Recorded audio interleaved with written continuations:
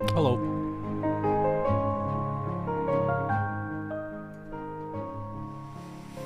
Ooh, you ready to go wild, Zyler?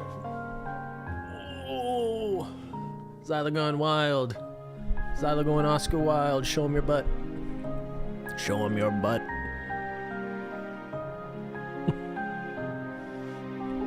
How you guys doing?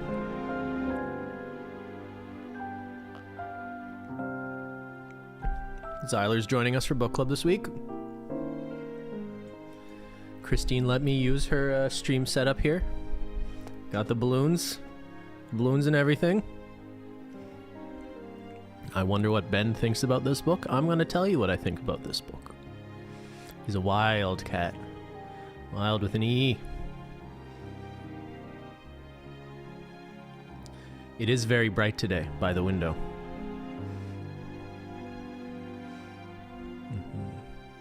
It's a little loud. Is audio okay? The book would have been better with a cat in it. Yeah, I agree. The book would have been better with any characters I liked at all, I think. But also with a cat. Alright, 54% of you read the book. 46% did not. So maybe I'll give you like my 5 minutes, top of my head, tell you what the book was. How about that? Were there any likable characters in this book? I don't think so. And I actually have a sort of an interesting theory on that. You listened to it? Yeah, just say yes for the poll if you listened to it.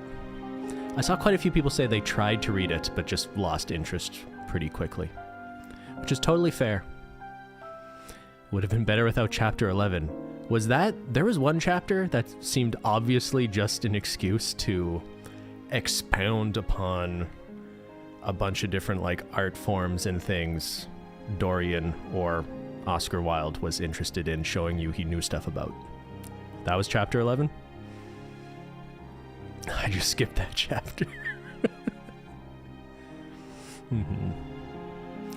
It did sort of communicate, by the end of that chapter, you felt like you had aged many years, which worked in the story because I think there was a pretty significant time jump in that chapter as well.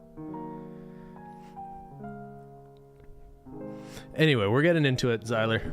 Leave us. We have serious business to discuss. It's Booktendo. He was going for the page count. Was he paid by the word? Probably not. Picture of Dorian Gray. For those of you who didn't read it, here's my 5 minutes, 5-minute plot summary. There's this beautiful dude getting his picture painted, and the painter's like, wow, you're so beautiful. I'm not going to tell this beautiful guy this, but like, you're so beautiful, I don't know how I could even be an artist before I met you. You're my muse. I'm so scared of how much I'm enamored with your beauty.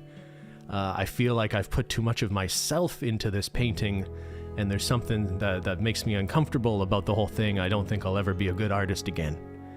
So, his friend Lord Henry comes around, and Lord Henry's just an asshole. He's just like, oh, I hate my wife, and life is just about enjoying things. It's better to be beautiful than it is to be good.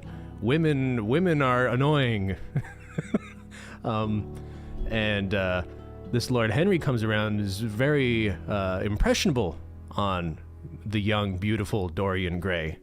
And Dorian Gray, just like a soft piece of clay, is just so easily influenced by Lord Henry's bad influence. So when Lord Henry's like, oh, the best things in life is just about being beautiful and experiencing pleasure, he's like, oh my god, I can't believe you're saying these. It's like those memes about like Victorian people would faint if they saw like some TikTok meme or something. He's basically having that sort of reaction, but he's clearly influenced. So Basil, the painter, he's like, yeah, Andrew. So the painter, he's finishing up the painting, and Dorian comes in there, and they all agree it's like, it's so beautiful, but Dorian's like, this sucks. Look at this painting. I'm so beautiful in this painting. I'll never be this beautiful again. I'm just gonna grow old and get ugly and get wrinkles on my face. that showed not just like my physical age, but also the experience of, feeling things and going through life experiences. So he says, I wish that the painting, what? Zyler, shush. I wish that the painting would grow old and I would maintain the immaculate beauty of what I am now in this moment. And you don't find out until like halfway through the book, but I guess that worked, because Dorian never ages, he stays beautiful, and the painting is this device to show how his experiences in life make him, would show upon his physical body. But it's more of like an emotional foil as opposed to just physically aging. It's more of a, like, if he is cruel, it shows in the lines on his face, and if he's a hypocrite, it shows in his expression. It's not just about like losing the physical beauty of youth, it's also about showing the emotion of living a non-virtuous life. So Dorian starts living this life at Lord Henry's influence of just wanting to feel good all the time. So he falls in love with the first girl he meets, and when I say fall in love, I mean he's just becomes infatuated with just some young woman, very young woman, and he's like, I want to propose to you. He's got all sorts of money. She's just some poor young girl who feels like she's being rescued out of poverty, and like for her this is like the best thing ever. But then she is an actor in plays, and after she falls in love with Dorian, or so she thinks, I guess you fall in love easily when you're 17 years old, Dorian invites some of his friends, the painter and Lord Henry, to a play of hers, and her acting is awful. And Dorian goes back there, he's like, why did you suck? You embarrassed me. And she goes, well, hey, I'm playing all these women who are just pretending to be in love in like Shakespearean plays. And I'm thinking in the back of my head, I actually found my Prince Charming, so I don't need to act anymore. And Dorian goes, well, I fell in love with you because you were a good actress. You just kind of suck now and embarrassed me. I hate you and I'm never gonna talk to you again. And she's distraught and he's cruel. So this is the first time he goes back to his house, looks upon the painting Basil did of him, and sees the meanness of the face. And at first he's not quite sure if he believes it, but this is your realization that the painting is showing his age and experience and cruelty, not his physical body. So this poor girl kills herself. And Dorian's all upset about it, and he's so sad, and he doesn't really know what to do. And Lord Henry comes along, good old Lord Henry, and he's like, hey dude, it's not cool to feel sad about things. It's kind of cool that someone liked you so much they killed themselves. It's almost like you're the star of like some play or something. So he's like, it would be better just to like forget about this completely and just live a life of, just wanting to experience new joys and happiness and not letting anything make you feel bad at all, right? So most of the book is just a continuation of this theme of Dorian Gray living a very pathetic, miserable, superficial existence. Eventually, his painter friend comes along and says, hey, I hear you're just like a disgraceful person who's just like, ruining the reputations of women, or hanging out at opium dens and things of that nature. And Dorian's like, well, yeah, it's kind of like I don't have a soul, and let me show you why. And so he goes to show Basil something he's been keeping secret, that the painting that he thinks his soul is in the painting, and that this painting sort of ruined his life. He actually realizes it, right? So he shows Basil the painting, and Basil's like, oh shit, like you're just young and beautiful still, but the painting shows your true ugliness.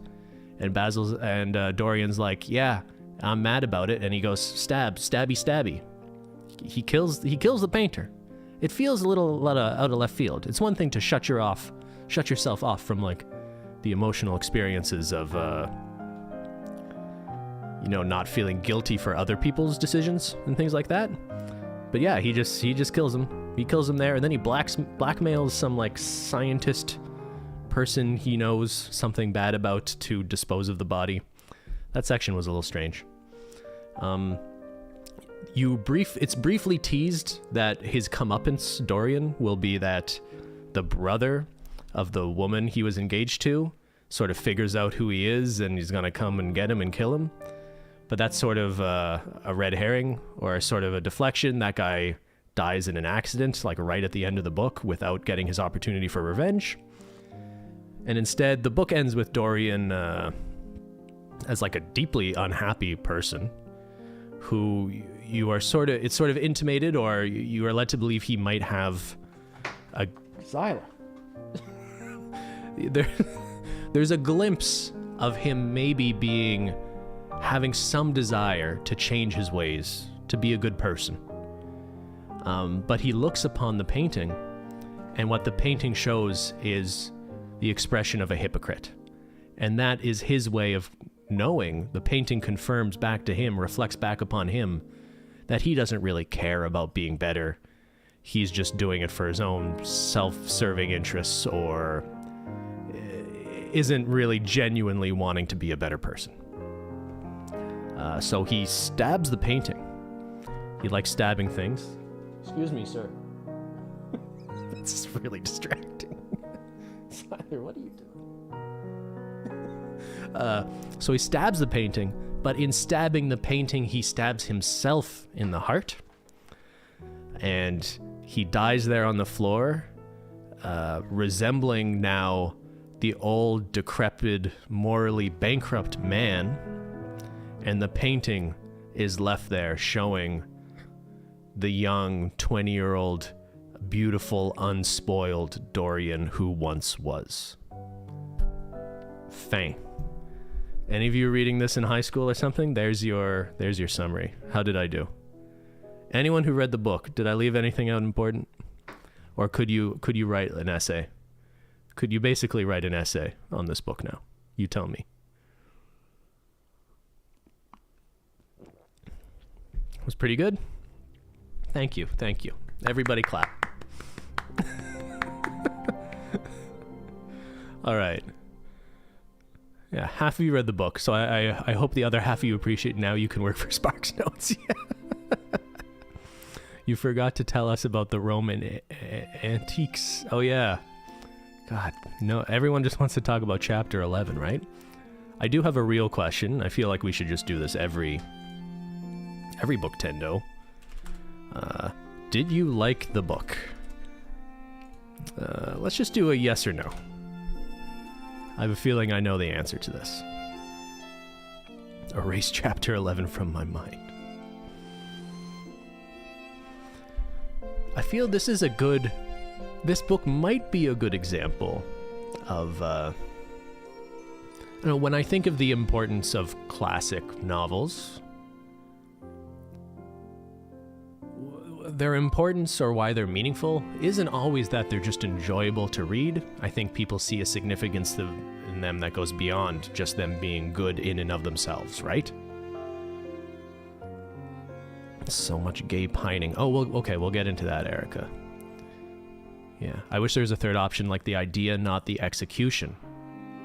Yeah, I mean, it's hard to cover all these options in a poll, but I actually think I'm very much on the same wavelength as you. There's some very interesting ideas in this book. The sort of core concept is pretty interesting. The idea of transfiguring your aging into an object. Yeah. Or even just this has existed in stories and books about vampires and things like that, but just it's an interesting discussion if it would even be desirable to not age. It was a little strange in this book, I thought.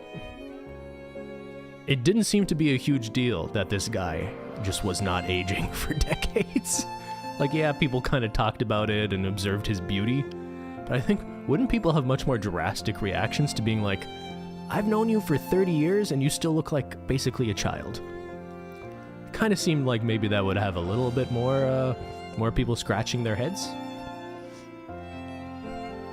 I guess it was sort of intimated that some people thought he had made a deal with the devil and he was just a morally cursed figure in a way. So I guess it's a book written, this book was written in 1890 something, I want to say. So I suppose people would be inclined to believe in magical, religious type explanations for things of this nature. Yeah, no plastic surgery back then. They would believe that for sure at the time, though, right? That it is like, oh, it's a witch. Or he made a deal with the devil. That's how he learned how to play the guitar or something, right?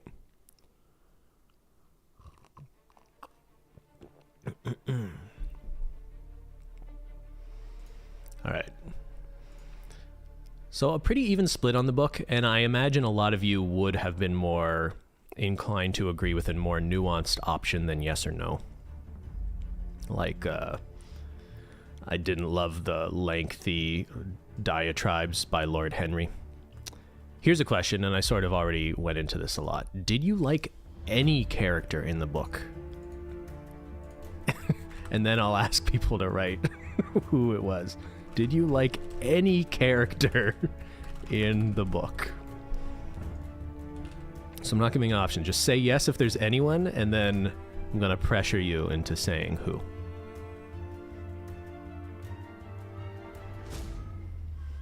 I like the story, but it was a hard read.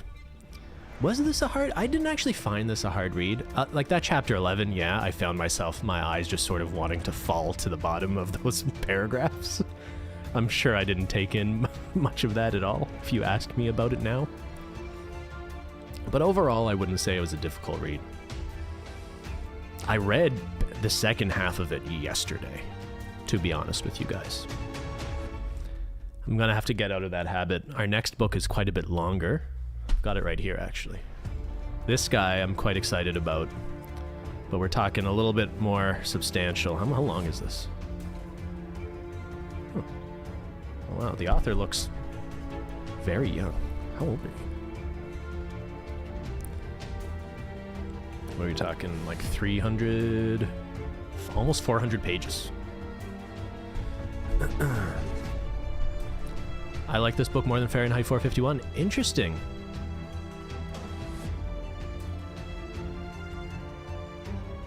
You know what? I may have preferred the writing of this one. Is the music too dramatic? There's more I didn't like about this book. Yeah, we should tier rank. Those are very hard. That's hard books to... I preferred the concept of 451. Yeah, you know what? I like 451 more. What am I talking about?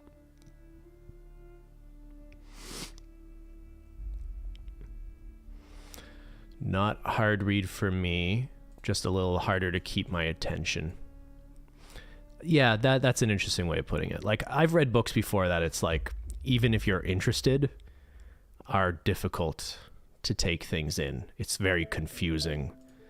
Some of the supposed best books ever written sort of fall into this category, you know, like a lot of, I don't know, like James Joyce or something. Where it's like, even if you're trying, like you almost need like footnotes on every paragraph just to sort of tell you what you just read. Moby Dick. Moby Dick is probably the hardest book I've ever read, Tamarissa. That's a really good example. But that one, actually, that's sort of similar to this, but just much worse. Moby Dick for me was like, I thought I was reading... Going into it, I guess I didn't realize how much of it would just be about, like, the history of whaling and what you can do with whale blubber. And it just felt like there were hundreds of pages of just, like, history and context around whaling and very... not enough of just the core story there of Captain Ishmael. That's my memory of Moby Dick. Why are the classics so hard to read? Like, why are they classics at all? They're a bit of a time machine, right? Into a different... You know what was one of the most interesting things about Picture of Dorian Gray to me was just the very sort of mundane way people were, like, social. As much as that may have been a representation of how people associated with each other at the time. That was sort of interesting to me. Way more than the sort of flippant it seemed like a lot of the dialogue in this book was just an excuse for Oscar Wilde to throw out sort of like inflammatory opinions on the value of art, or whether art has any morality, or the difference between men and women, or the tendency for divorce in America, and just like sort of like these. The Lord Henry character in particular seemed like a vessel to just throw out hot takes. That made that character pretty unbearable. The main characters here seem very wealthy, which had a large impact on how characters interacted, in my opinion. Yeah. So the core characters are all very much of a certain class of people. Felt like a vanity project. And this may not be true. I think I read it in the Discord discussion of the book. I won't be able to find it, but I saw someone say that Wilde had said at some point that the three characters, Basil, Lord Henry, and Dorian, were all sort of like different representations of himself. And I actually find that maybe a reasonable explanation for why they are all not sympathetic characters, or you are very, their flaws are very much presented to you. Because I find, unless you're a raging narcissist, I think most people are much more able to depict the things they don't like about themselves into art. So it almost feels like in these three characters, it's easier to see like three different versions of like the aspects of himself he maybe doesn't like. I think it's easier for me to look at it that way. Because often what we don't like about... I notice this too.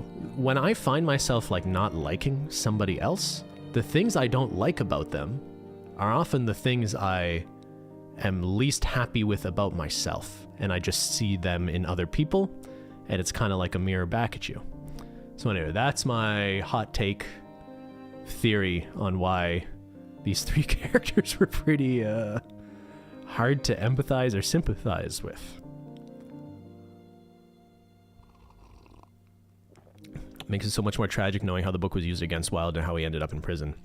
Yeah, so I don't know a ton about his biography, but the thing I think the TLDR is that he was gay or bisexual, and he was sent to prison for having a consensual homosexual relationship.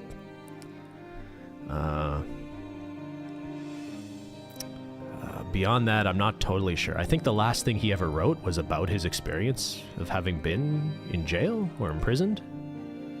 But yeah, he's one of, unfortunately, many historical figures who have been persecuted for being gay. I personally like Oscar Wilde's The Importance of Being Earnest a lot more. His poetry was also good. The only other Wilde I've read is The Importance of Being Earnest, but that was back in high school. And all I remember is something about little teeny tiny sandwiches. Tea sandwiches or something. Cucumber sandwiches. That's all I think of when you say that name to me now. Did they eat cucumber sandwiches in The Importance of Being Earnest? It was a play, right? Was it a play? Was it a book or a play? I wish I went to your high school. What, you didn't read books in your high school? Did they read in your high school? I've seen a few people bring up Penny Dreadful. Is this some like modern adaptation of the concept of Dorian Gray? I saw there was a movie made of it. There's a really famous 1945 adaptation of it that people mention. And then there's like a more like Twilight vampire-esque one. Importance of Being a play. It was a play, and there were tiny sandwiches for high tea. Okay, that's all I remember. Instead of books, they taught Latin. Oh. I think Latin was an option in my high school. That's am I gonna offend somebody? I never understood like what the benefit of learning Latin would have been. Like, we're not talking Spanish, we're talking Latin.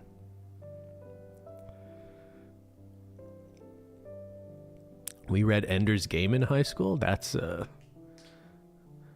interesting pick. All right, thank you for confirming I'm not crazy, and there were cucumber sandwiches. You read Great Gatsby. Oh, in college. I'm trying to remember what I read in high school. The worst book I read in high school was David Copperfield. Not a fan of Dickens. Another Katie, 4-year Latin student here. Yeah, that's why I have a grudge with you, Katie.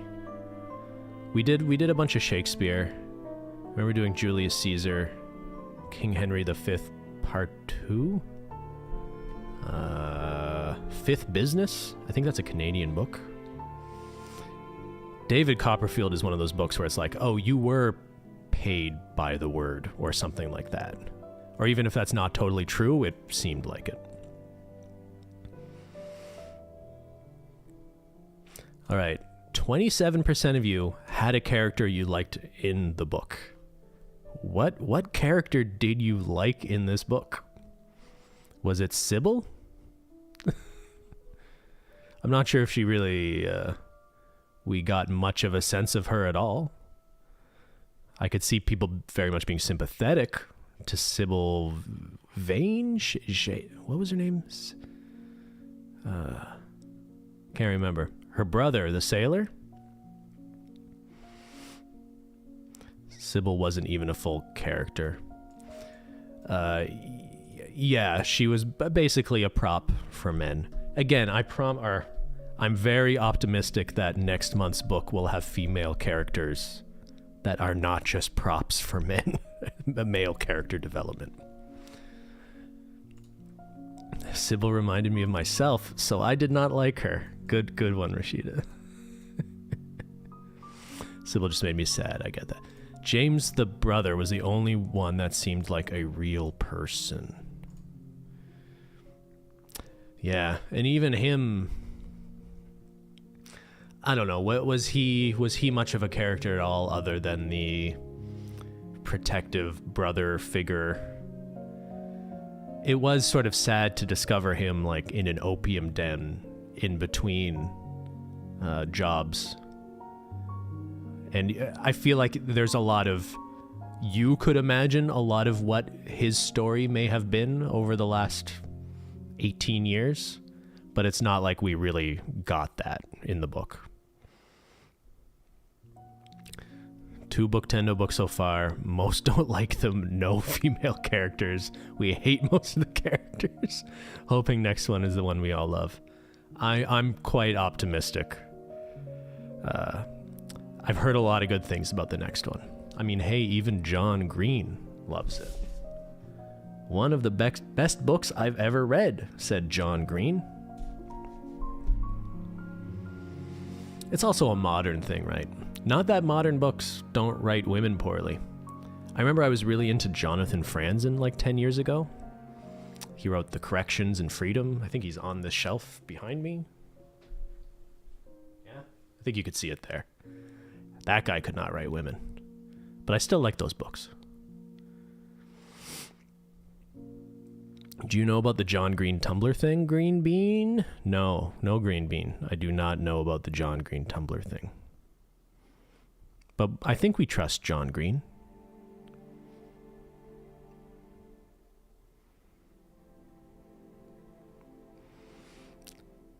Did anyone else have a character they liked in this book?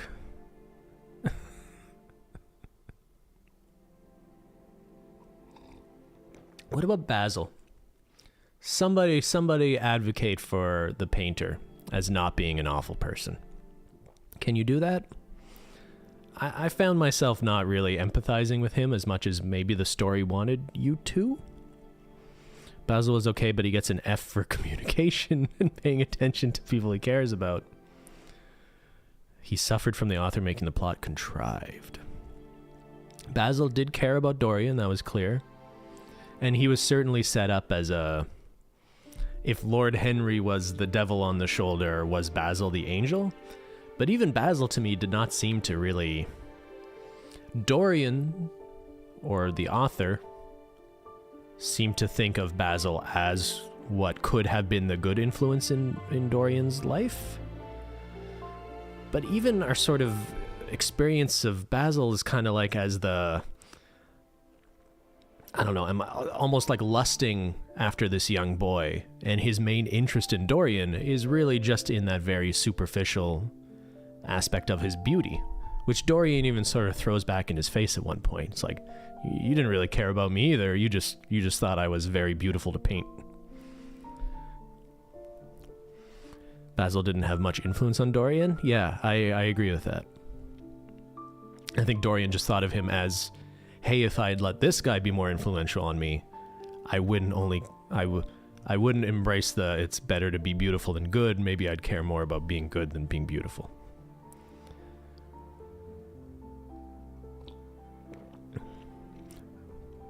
Question for everyone, but especially Ben, would you ever want to not grow old and live in your youth forever?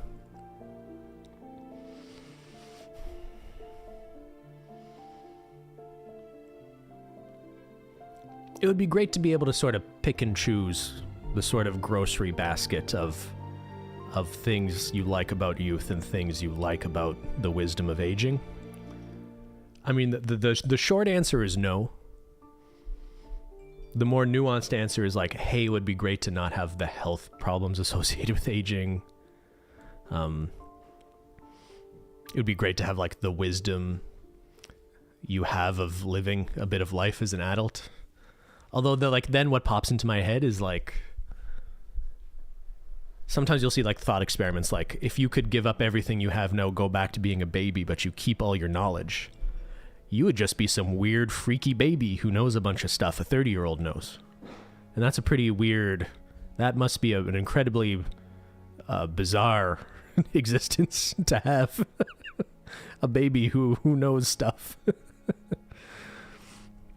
You're a 40-pound baby that knows all about business and the internet and investing and taxes. Being a kid sucked. But that's the thing. There's so many. When you are, I think when you're my age, or at least I feel this way, there's so many things you remember fondly about being a kid that you certainly don't enjoy in the moment of being a kid. And that's, I don't know, paradox isn't the right word, or fallacy. I don't know. It's just sort of like this ironic thing, maybe. That the youth is wasted on the young idea. There's definitely some truth to that. You can be young forever. It's all about your mindset. Maybe, because a lot of aging is that more psychological aspect, I think, of feeling how finite time is. One of the scariest things about growing old for me is how quickly time passes, and how that seems to only increase as I've gotten older. I can think of summers as an adolescent where it's felt like the summer lasted forever. Now, like 12 months go by in the blink of an eye, and like I can't believe where that time went. It feels like it's kind of being stolen from you.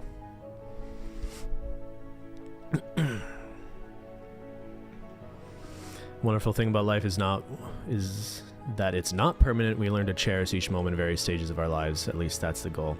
That is the healthy mindset. And yeah, it truly, I mean, the picture of Dorian Gray is a cautionary tale, and it shows how meaningless the life of this guy is, having formed no real human connections with anyone or letting himself feel sadness.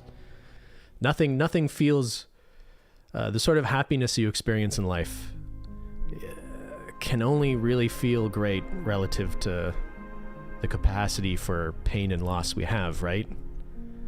That's why something like being in a romantic relationship is such a terrifying thing.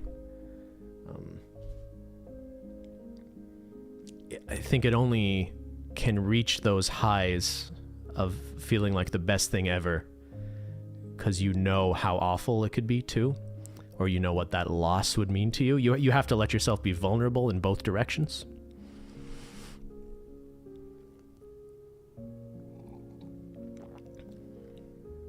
Okay, one more point on Basil that I feel like we should mention, and I saw people noting this on the Discord channel as well. Do you think... Is this a poll question? Is this inappropriate? Is that Basil character queer-coded? Is this the terminology we use? Was there more to the relationship between Basil and Dorian than just that of a friendship? I think you could make the case there was, at least in the direction of Basil's feelings for Dorian, and maybe Oscar Wilde writing that in a way where it was not explicit but pretty obvious. Yeah, I think it's only coded because it had to be. It was at least flirtation. Basil wanted it more. Basil was gay. It was in the uncensored version. Oh. There's an uncensored version of this book? That wasn't like someone else editing it? I read the uncensored version is way more explicit. How did I not know there was an uncensored version of this book? That's a thing.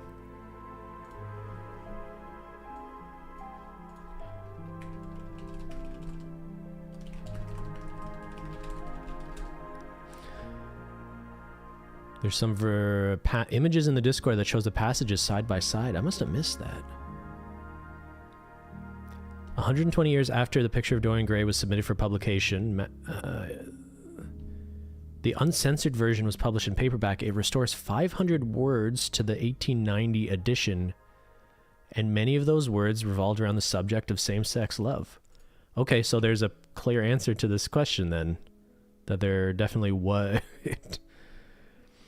Does it work in both directions, though? So here's some examples. Can I share this?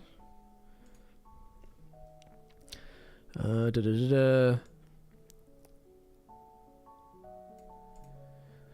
a more romance feeling mentioned than a man. Huh.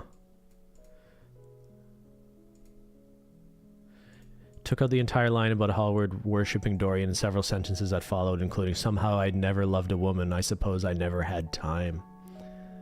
He took out a line that read, I quite admit I adored the youth. I adored you madly and extravagantly, absurdly, and replace it with, I was dominated soul and brain empowered by you. Okay.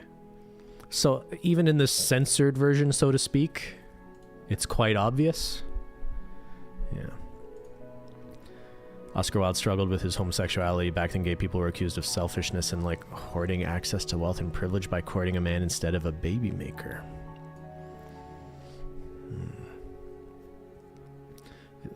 The uncensored version is also shorter and removes the brother storyline. Huh. That's doesn't make a ton of sense.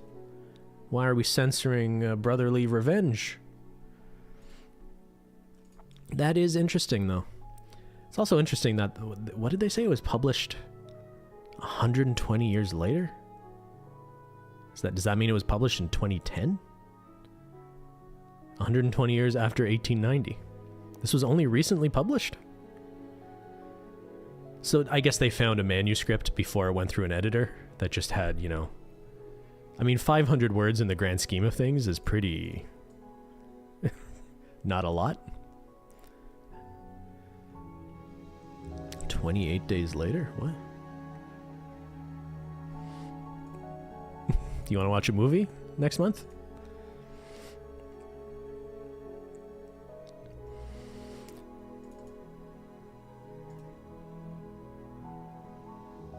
It was still illegal to be gay in the last 100 years? Yeah, but Oscar Wilde's been dead for a long time, right? I'm surprised it wasn't published at some point. I don't know. Interesting.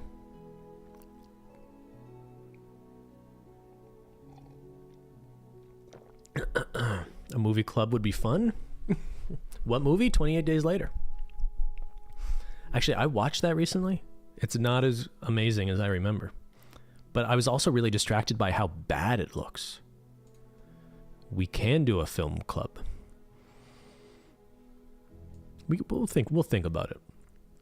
All right, anything else we need to talk about? Where are the women is a note I had, but like we kind of talked about that. The only thing else I'll add is most of the kind of like offensive views or just like dumb, obnoxious views on women and culture and stuff in the book mostly came from a character who I thought was pretty obviously supposed to be a morally bankrupt person. So if there is some question about like the morality of the book, or if it is immoral or a bad message for people reading it, it really did seem to me pretty explicit that it's like Lord Henry is a shitty guy who doesn't care about people. And like, yeah, the book opens with Basil being sort of put forward to you as like the only sort of moral character at all, being like, don't listen to this guy, he's a bad influence. And then he's telling you all the things most people point to in the book as being like bad views or obnoxious or misogynistic and whatnot. Doesn't his wife leave him for someone else by the end? Yeah, yeah, that's true. I mean, it's established at the beginning that like they're in a loveless relationship where they're just cheating on each other anyway.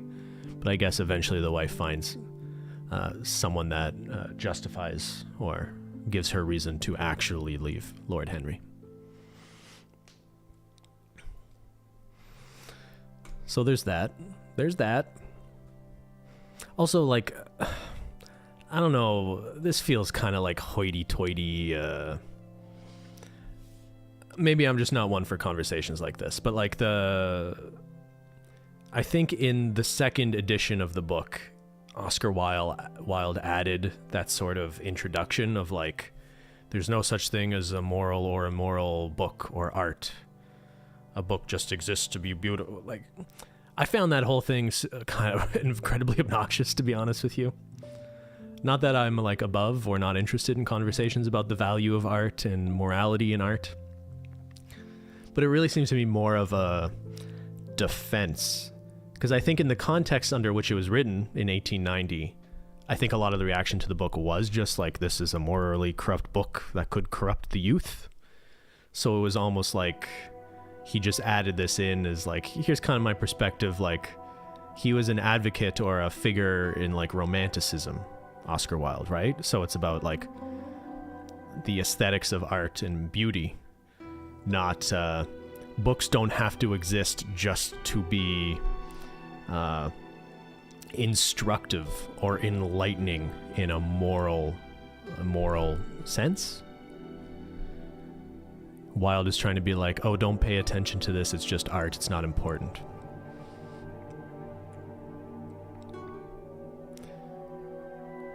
Yeah. Glad you recommended for book club, got me out of my comfort reading.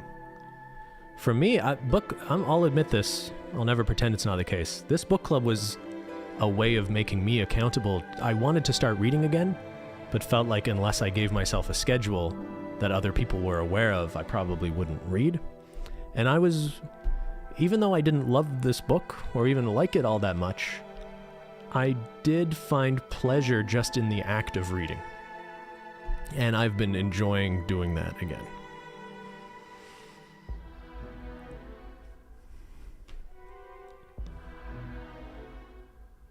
I don't really trust that Wilde meant what he was saying in that intro so much as he was trying to persuade people not to send him to prison. Yeah, I think I like that interpretation as well. We are here to check on Ben only. Yeah, you're just here to make sure I read the book. So my summary is my evidence. You wouldn't have gotten that from just the Sparks notes, Cliff Notes, you know?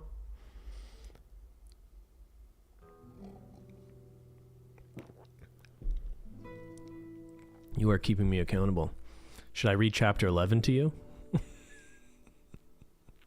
It was here. I got it in front of me. Also, this edition of the book, I saw a few of you also have it.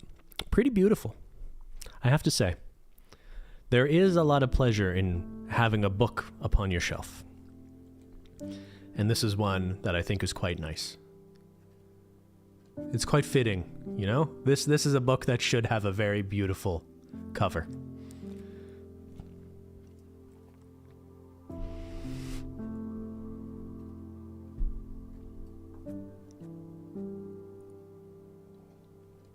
Yeah, the gilded edges too. It's nice. It kind of matches the polish almost, right?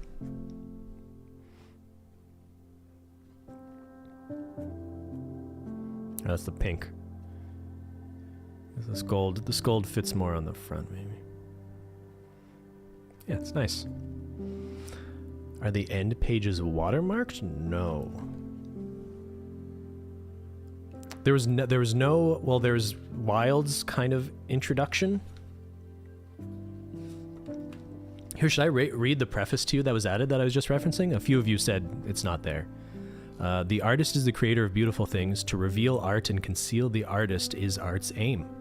The critic is he who can translate into another manner or a new material his impression of beautiful things.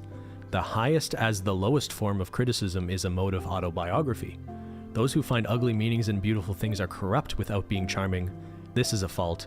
Those who find beautiful meanings in beautiful things are the cultivated. For these there is hope.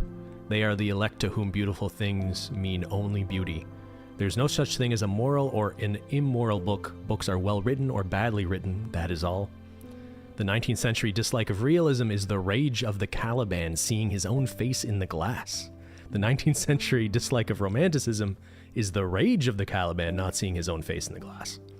The moral life of man forms part of the subject matter of the artist, but the morality of art consists in the perfect use of an imperfect medium. No artist desires to prove anything. Even things that are true can be proved. No artist has ethical sympathies. An ethical sympathy in an artist is an unpardonable mannerism of style. No artist is ever morbid. The artist can express everything. Thought and language are to the artist instruments of an art. Vice and virtue are to the artist materials for an art. From the point of view of form, the type of all the arts is the art of the musician. From the point of view of feeling, the our actor's craft is the type. All art is once surface and symbol. Those who go beneath the surface do so at their peril. Those who read the symbol do so at their peril. It is the spectator and not life that art really mirrors. Diversity of opinion about a work of art shows that the work is new, complex, and vital. When critics disagree, the artist is in accord with himself. Who can forgive a man for making a useful thing? As long as he does not admire it. The only excuse for making a useless thing is that one admires it intensely, and all art is quite useless.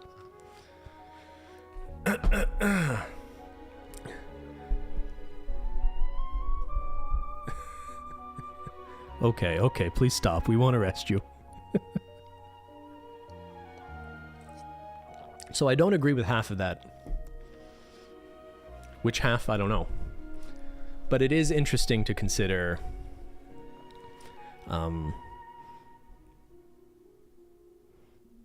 this idea of the tension between art containing ethical or moral subject matter as opposed to it being a reflection for the spectator is actually an interesting idea to me.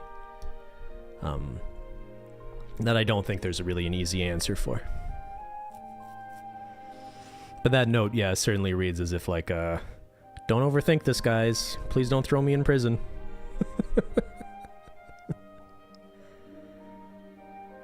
Yeah, if you see some immorality in here, hey, that's a you problem. Mm-hmm.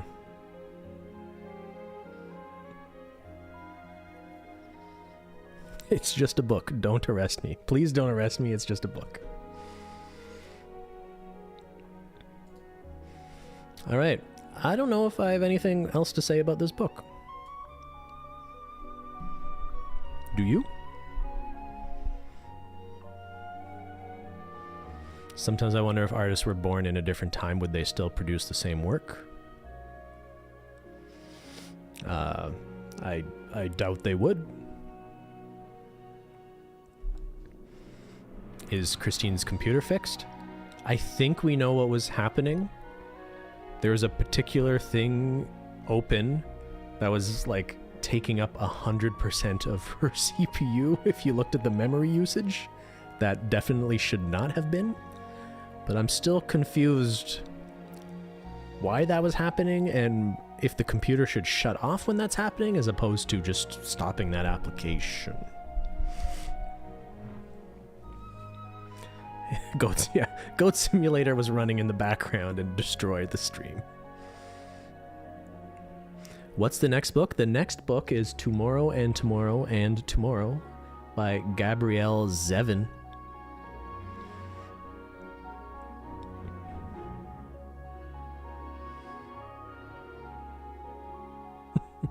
Thank you, Wolf's wife. It's a nice message. And I'm glad you experienced hummus. I thought had I not pinned the comment of the books I was thinking for the next several months, where could I put that it's more official? If any of the mods are still... I mean, I could do this too. There probably should just be a pinned post, right? It is pinned, or someone pinned it? I don't remember doing that. Hey. What do you do there? Oh, that's pretty. What does it remind you? It's like stained glass. Yeah. Dorian would like that. It's a beautiful thing. I don't know how to paint flowers. So This is a vibe. Hollow taco, floral, gilded age foil flower collection. This is the box. Would people believe it though? Would people believe you would do it?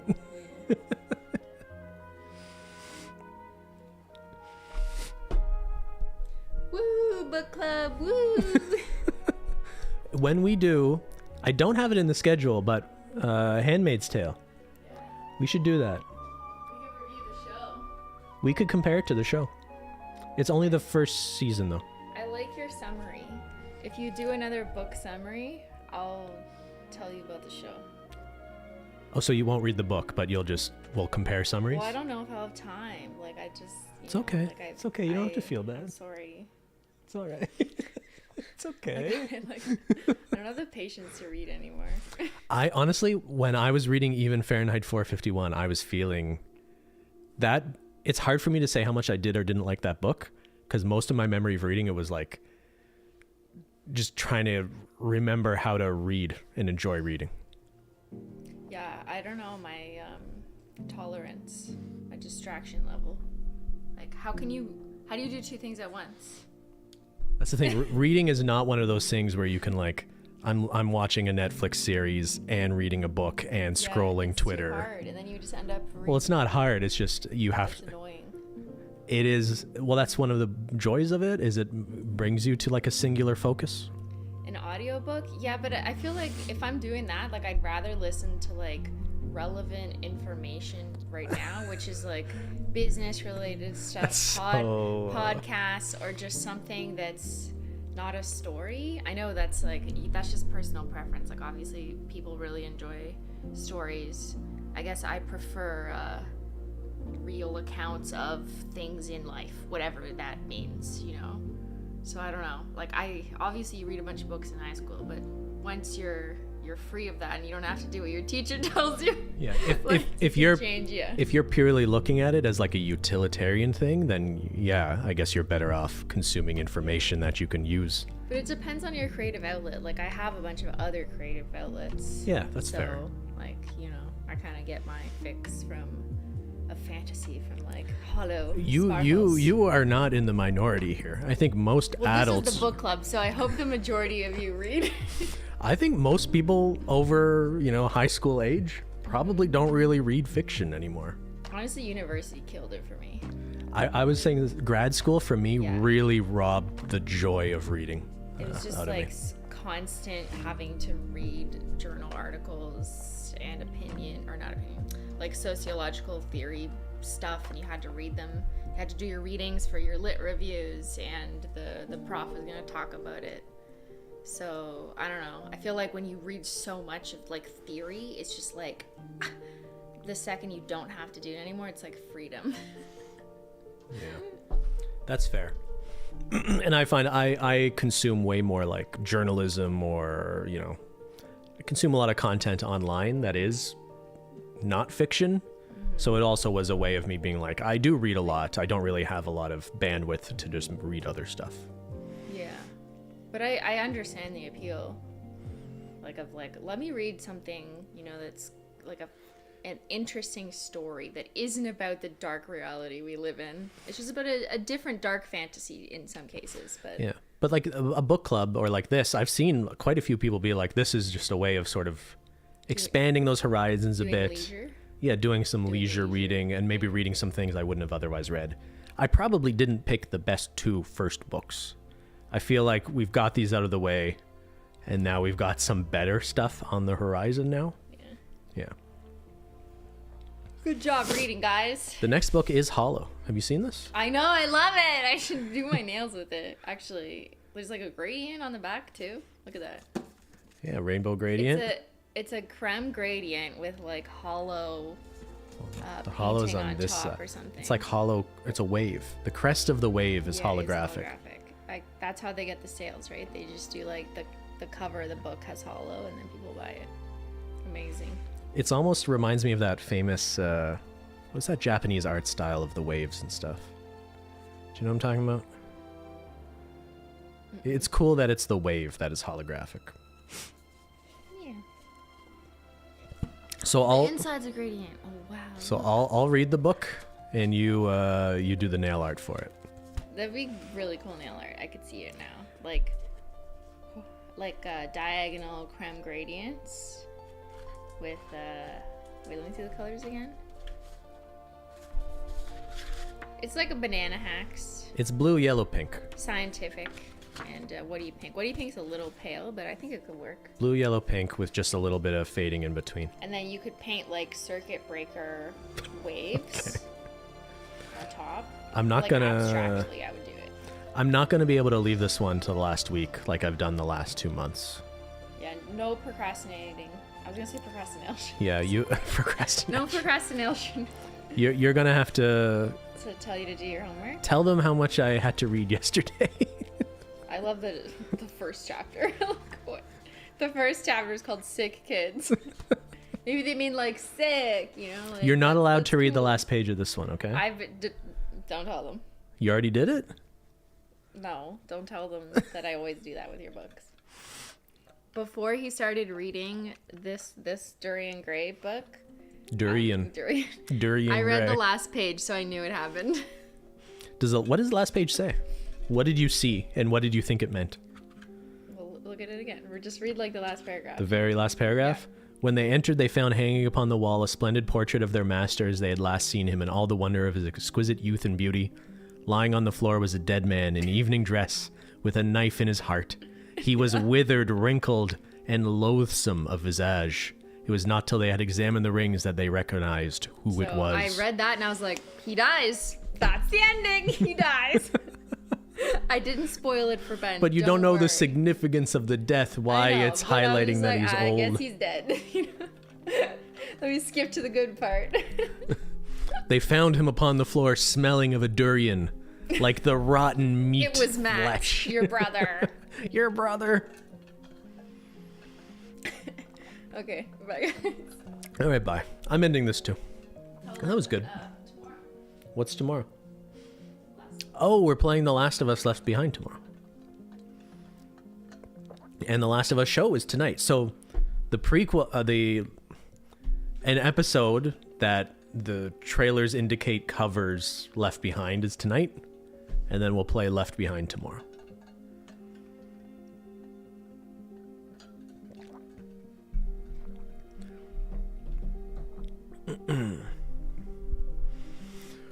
Ooh. What time? Tomorrow it's 6:30? I think 6:45.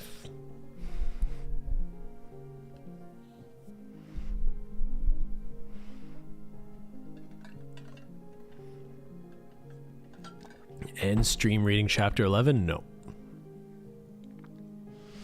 All right. Thank you everyone for hanging out. I hope that was enjoyable. The first one felt like I had no idea what the discussion would be. This one kind of felt a little more natural, a little more comfortable. Felt a little bit more like a real book club. Maybe we'll follow that same format. How about that? We're getting there. I'm learning to read again. We just need a better book. That's all.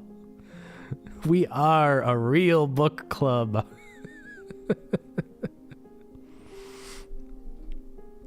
All right, feel free to share this link with anyone who missed it. I tried to make it more prominent, but it's still not in the main feed. We need a smart chickpea. I think Morin had even made a chickpea reading a book. I should find that. But yeah, thank you everyone for joining. We'll see you tomorrow. How about that?